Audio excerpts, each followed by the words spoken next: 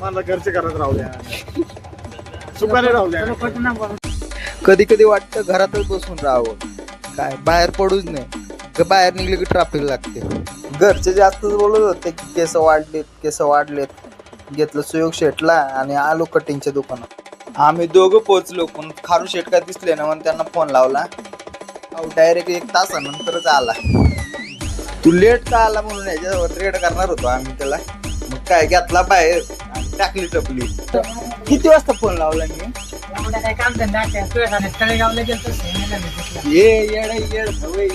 कुठून आधी लागतो. 1 तास 2 तास झाला आपण इथं अडकतोय. 1 महिना झाला होता. खारव शेटने ना सुयोग शेटची शेरवानी घेऊन गेला होता. मला घरात दे, पण मला घरचे घरात राहू द्या. नाही, मला आता जायचं पुढे.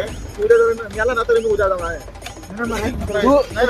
तुम्हाला एवढे नाही, आमचं बाकी नाही. चल मला जायचं, चल मला घरचे घरात राहू द्या, सुखाने राहू द्या. ऐकल्यावर सुयोग शेटने खारू शेटची लालबत्तीच घेतली. त्यांचं झाल्यावर आम्ही आलो सलून मध्ये. मी बाहेर गेलो म्हणून आमच्या नंबरच्या जागी दुसऱ्याला घेतलं, म्हणून आम्ही याला करायला परेशान. आम्हाला कंटाळले. आम्ही थोडे आले तावड लगेच तिकडे सोबत करायला लागलाय. कशाला थांबून घेतो आम्हाला तू? थांबून घेत जाऊ. पाहुलं थोडं परेशान केल्यावर मग काय घेतली ना सुयोग शेटची कापायला त्यांनी केस. दोघांची कटिंग केल्यावर निघालो तिथून. आम्हाला जायचं होतं मॉलला. मग काय आलो मॉलला, तिला काढले पार्किंगचं तिकीट. आलो रिलायन्सला. भाऊला घ्यायचा होता आयफोन भाऊला घ्यायचा. हा प्रो मॅक्स आहे. फायनान्सवाल्याकडे गेलो. फायनान्सवाल्याने सांगितली लिमिट कमी आहे भाऊ तुमची. मग काय निघालो आम्ही तसंच परत. बोललो ना नेक्स्ट टाइमला. आता आलोच मॉलला, तर चल म्हणलं फिरू जरा. मग काय निघलो फिरायला आणि समोर दिसलं DIY मध्ये घुसलो. घ्यायचे कशाला घ्यायचे त्यांना माहिती आहे. कशाला घेतात म्हणजे खारू शेटची. जिथं जाईल तिथं येडेचाळी करतो आम्ही. आमचं असंच हा.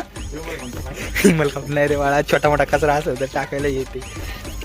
थोडा टाइमपास केला आणि निघालो DIY मधून. भाऊ मला म्हणते नाश्त्याला चल. काय भाऊ खाली स्वतः नाश्त्याला चालवतो. चल आता बाहेर गेलो तू चालणार ना.